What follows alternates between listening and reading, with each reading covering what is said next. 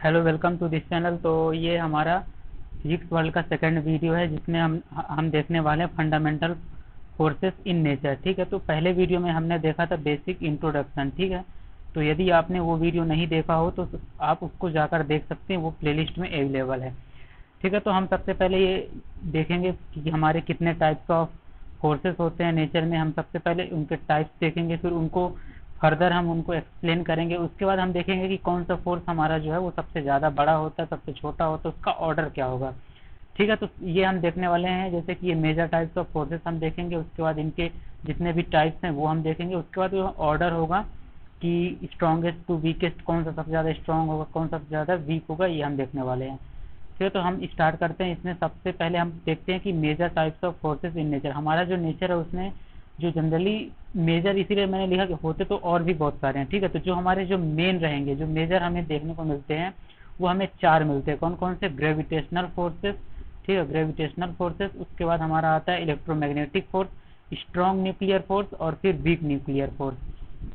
तो ये हमारे चार मेजर टाइप ऑफ फोर्सेस हैं। ये आपसे एग्जाम में पूछ सकता है कि चारों जितने भी हमारे नेचर में मेजर टाइप्स ऑफ फोर्सेस होते हैं उनको लिखो। तो फिर ये आप हमें ये लिख सकते हैं, और यदि उनका इनका और एक्सप्लेन करने को बोला तो वो हम आगे पढ़ने वाले हैं। ठीक है, तो जनरली होता क्या है यहाँ पे, यदि मैं आपको इनके बारे में बताऊं तो आप देखते कि हमारे जो डेली लाइफ में हम जो फोर्सेस, हमें जो फोर्सेस की नीड होती है वो किस लिए होते हैं जनरली? यदि हम किसी ऑब्जेक्ट को पुश कर रहे हैं, ठीक है, या फिर हम किसी ऑब्जेक्ट को कैरी किए हुए हैं, ठीक है, या फिर हम किसी ऑब्जेक्ट को फोड़ रहे हैं, जैसे मैं ब्रेक कर रहे हैं, इसे आप बोल सकते हैं कि हम ब्रेक कर रहे हैं। तो इन सब चीज़ों के लिए हमें फोर्सेस की ज़रूरत पड़ती है।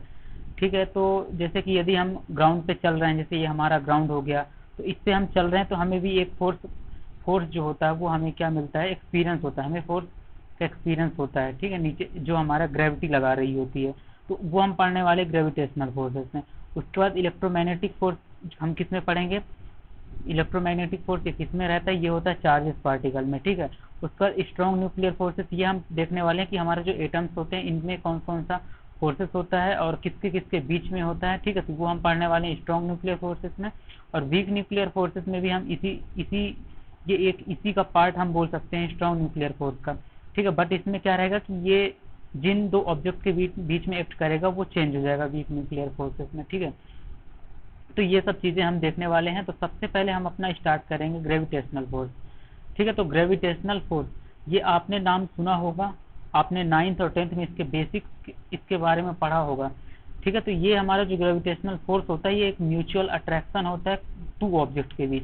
तो इसको हम सबसे पहले हम पॉइंट्स बाई पॉइंट्स की बात करेंगे। ठीक है, तो मैं इसको लिखूंगा म्यूचुअल अट्रैक्शन। ठीक है, ये भी एक म्यूचुअल अट्रैक्शन होता है, mutual attraction between between any two object.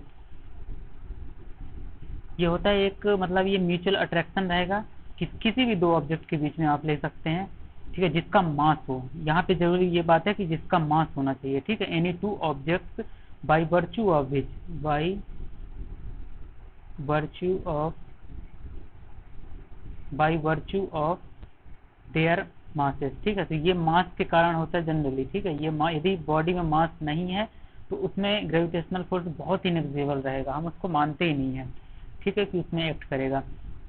ये तो पहला पॉइंट होगा। दूसरा ये कि ये यूनिवर्सल फोर्स को बोला जाता है। तो आपसे एग्जाम में ऑब्जेक्टिव में पूछ लेगा कि यूनिवर्सल फोर्स किस फोर्स को बोलते हैं, तो वो ग्रेविटेशनल फोर्स को बोलते हैं। तो यहाँ पे हम लिख लेंगे ये होता है यूनिवर्सल फोर्स। ठीक है, यूनिवर्सल फोर्स होता है। ठीक है, उसके बाद क्या होता है कि इसका एक एग्जांपल जैसे हम लें, फॉर एग्जांपल, तो जो अर्थ होती है वो अर्थ जो होती है वो ऑब्जेक्ट को जैसे कि अट्रैक्ट करती है। ठीक है, अर्थ अर्थ एंड एनी ऑब्जेक्ट। ठीक है, तो आप जैसे जनरली अपने डेली लाइफ में भी देखते हैं कि यदि आप, जैसे कि मैं एक एग्जांपल लूं, जैसे आप ये यहाँ पे ग्राउंड है। ठीक है, ये ग्राउंड है, यहाँ पे आप एक बॉल को लिए और बॉल को आपने क्या किया? ऊपर फेंका। तो जब बॉल ऊपर फेंका तो ये कुछ मैक्सिमम हाइट जाने के बाद जब इसकी फाइनल वेलोसिटी यहाँ पे जब जीरो हो जाएगी तो उसके बाद ये बॉल क्या होगा? नीचे आने लगता है। क्यों आने लगता है? क्योंकि ये जो अर्थ होती है ये हमारी जो अर्थ होती है और ये हमारी बॉल है। ठीक है, तो जब ये इस बॉल को, जब ये बॉल यहाँ पे पहुंचेगी, टॉप पे पहुंचेगी, तो इसको नीचे की ओर अट्रैक्ट करेगा, ठीक है। ये ऐसे इसकी तरफ फोर्स लगाएगा और ये इसकी तरफ क्यों लगा रहा है, क्योंकि इनमें मासेस हैं, अर्थ का भी मास रहेगा, बॉल का भी मास रहेगा, ठीक है। तो आई होप ये चीज़ आपको समझ में आ गई होगी कि ग्रेविटेशनल फोर्स किसे बोलते हैं। अब हम आगे बढ़ेंगे, हमारा हमारा ये इसमें 3 ही पॉइंट इंपॉर्टेंट थे।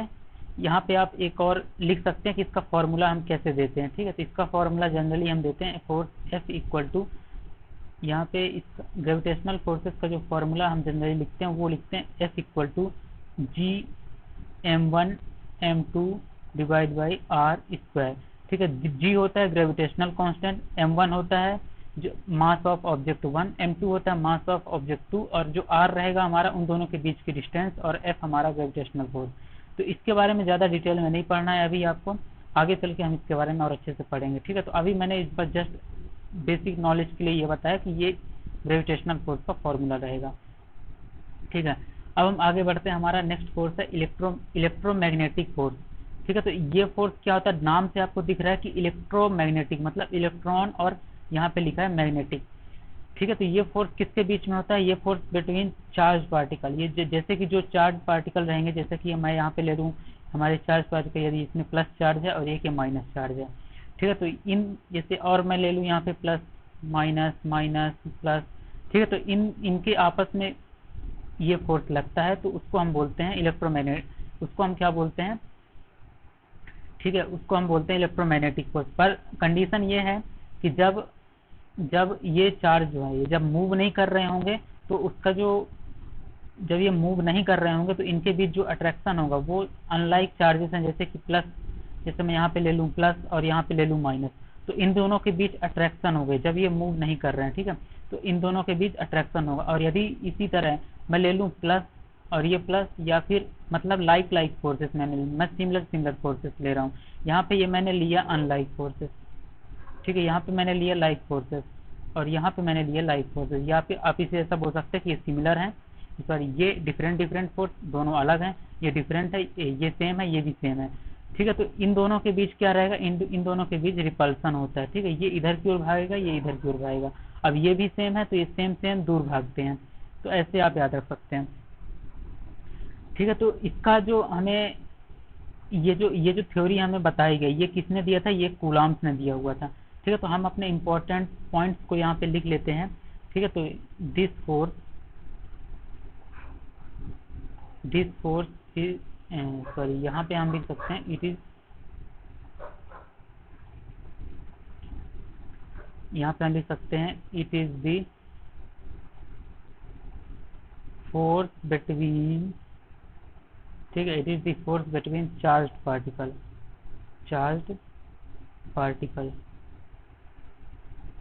ठीक है।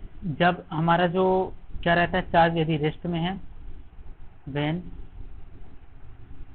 यहाँ पे हम लिखेंगे पार्टिकल नहीं लिख सकते, क्यों, क्योंकि यहाँ पे हम चार्ज पार्टिकल की बात कर रहे हैं कि when charge particle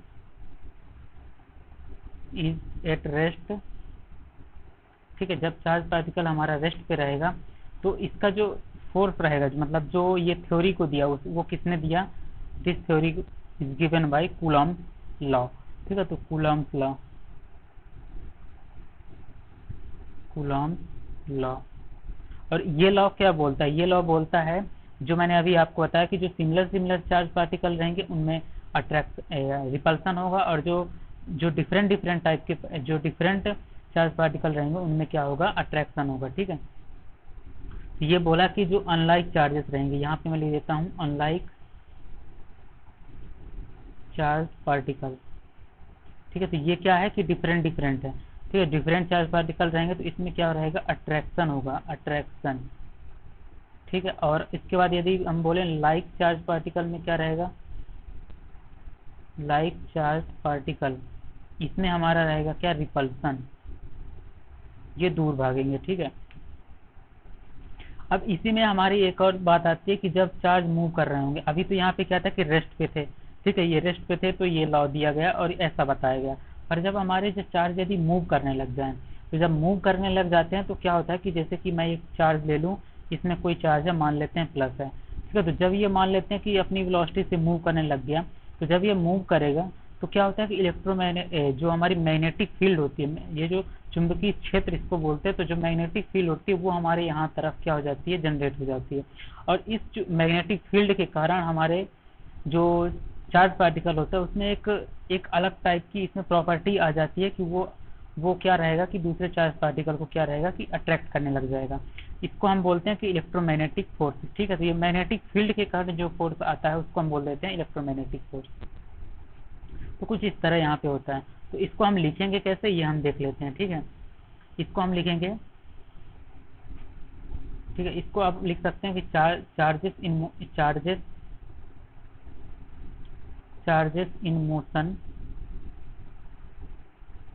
produce magnetic effect या फिर मैग्नेटिक फील्ड। ठीक है, magnetic effect and a magnetic field. ठीक है, ये हो गया magnetic field give rise to a force on a moving charge. ठीक है, तो ये बोल रहा है कि मैग्नेटिक फील्ड जनरेट होने के बाद क्या होता है कि जो हमारा चार्ज पार्टिकल रहेगा, जैसे वो v वेलोसिटी से जा रहा था, ठीक है, तो उसको क्या मिल जाता है, एक्सेलरेट हो जाता है वो, और इस मैग्नेटिक फील्ड के कारण। तो ये हमारा पॉइंट बोल रहा है।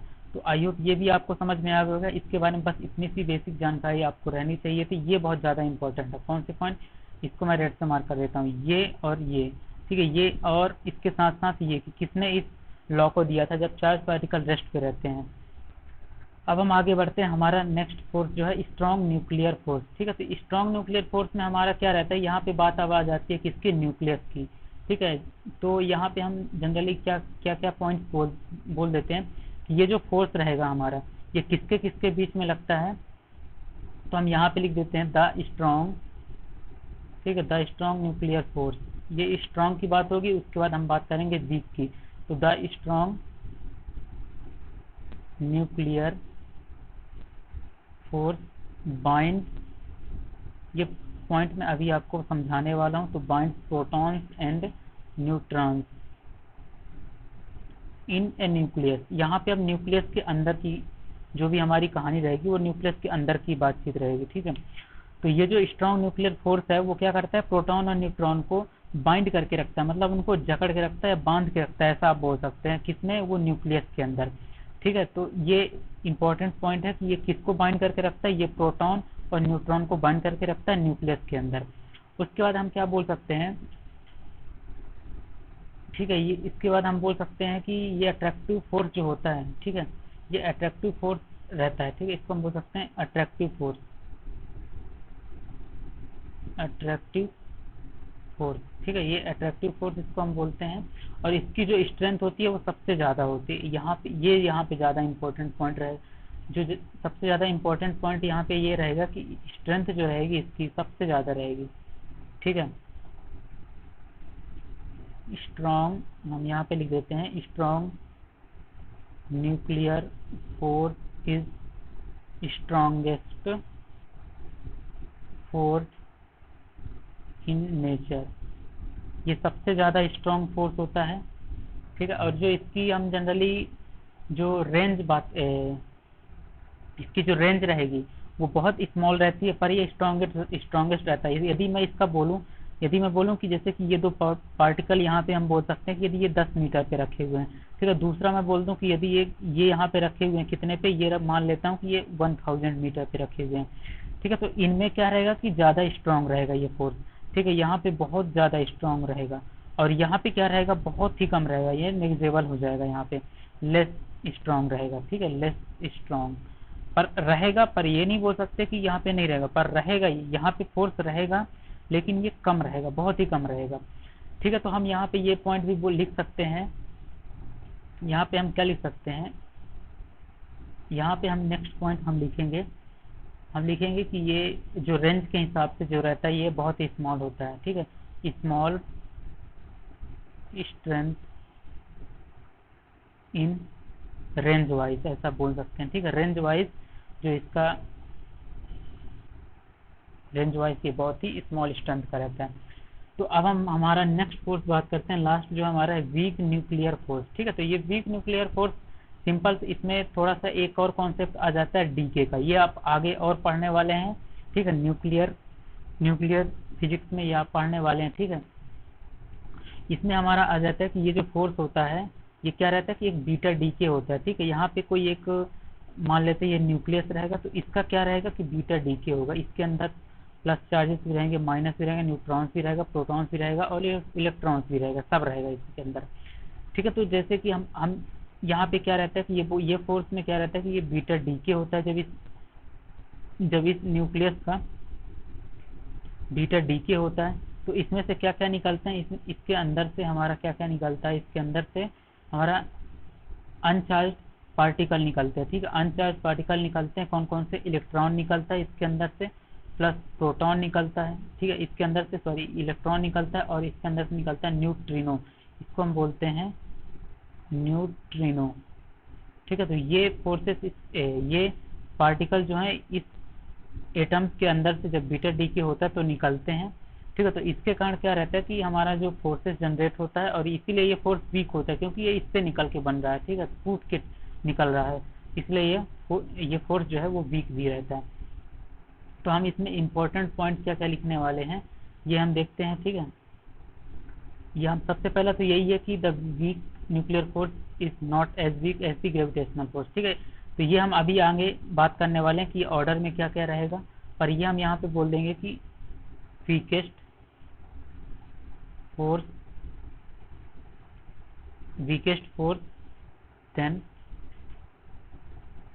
देन इलेक्ट्रोमैग्नेटिक, ठीक है, इलेक्ट्रोमैग्नेटिक फोर्स सबसे वीक नहीं रहेगा पर ये ग्रेविटी से स्ट्रांग रहेगा, ठीक है, ऐसा बोल सकते हैं हम इसको।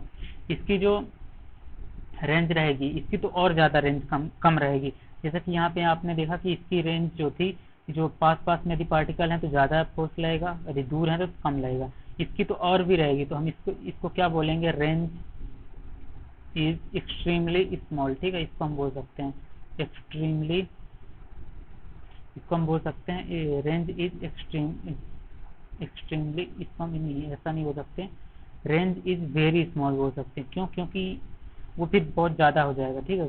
रेंज इज वेरी स्मॉल, इसकी रेंज होती है वो और ज़्यादा स्मॉल हो जाती है। बस इतना ही याद रखना है, इसमें जो मेन चीज़ ये है कि बस आपको ये याद रखना कि बीटा डी के होता है, उसके बाद इलेक्ट्रॉन और न्यूट्रिनो हमारे निकलते हैं, ठीक है, न्यूट्रिनो निकलते हैं और उसके बाद इसमें फोर्सेस जनरेट होते हैं, ठीक है। तो फोर्सेस यहाँ पे हम लिख देंगे फोर्सेस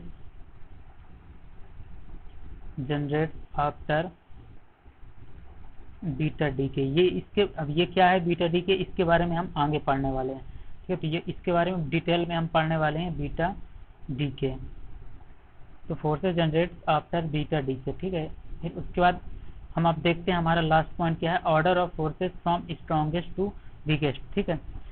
तो सबसे पहले हमारा कौन सा सबसे ज़्यादा स्ट्रॉन्गेस्ट फोर्स होता है, ये मैंने बताया कि ये होता है स्ट्रॉन्ग, सबसे पहले हमारा आएगा स्ट्रॉन्ग न्यूक्लियर फोर्स, ठीक है, स्ट्रॉन्ग न्यूक्लियर फोर्स। उसके बाद हमारा आता है इलेक्ट्रोमैग्नेटिक फोर्स, ठीक है, इलेक्ट्रोमैग्नेटिक फोर्स। उसके बाद हमारा आता है वीक, ठीक है, week nuclear force, week nuclear force. और सबसे जो वीकेस्ट होता है वो होता है ग्रेविटेशनल फोर्स, ठीक है, यहाँ पे हम लिखेंगे ग्रेविटेशनल फोर्स। ये यहाँ पे बहुत ही मतलब आप बोल सकते हैं कि ये रोचक बात हो जाएगी यहाँ पे, क्योंकि ये ग्रेविटेशनल फोर्स बहुत ही वीकेस्ट होता है। क्यों होता है इसके बारे में भी हम आगे पढ़ेंगे, ठीक है, जब हम और डिटेल फोर्सेस के बारे में पढ़ेंगे, ठीक है। तो ये इसके बारे में हम और डिटेल में पढ़ेंगे। ये अभी के लिए आप इतना याद रख सकते हैं कि कौन सा फोर्स सबसे ज़्यादा स्ट्रांग है, कौन सा फोर्स सबसे ज़्यादा वीक है, और ये ऑर्डर क्या रहता है इनका।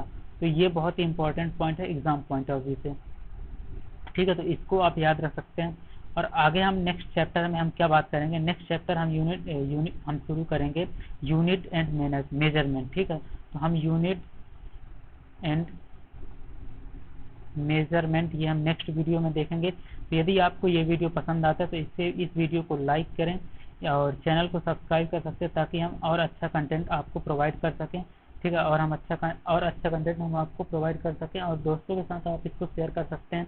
यदि आपको कोई भी डाउट है, आप इसके बाद क्या करेंगे, इस वीडियो के बाद इसकी एक्सरसाइज को ट्राई कर सकते हैं, और जो भी डाउट हो वो आप हमें टेलीग्राम चैनल पे पूछ सकते हैं, जिसकी लिंक जो है वो डिस्क्रिप्शन में दी हुई है। तो आप उसे जाकर ज्वाइन कर सकते हैं और वहाँ पे हमसे अपने डाउट पूछ सकते हैं। Thank you for watching this video, keep learning, keep growing.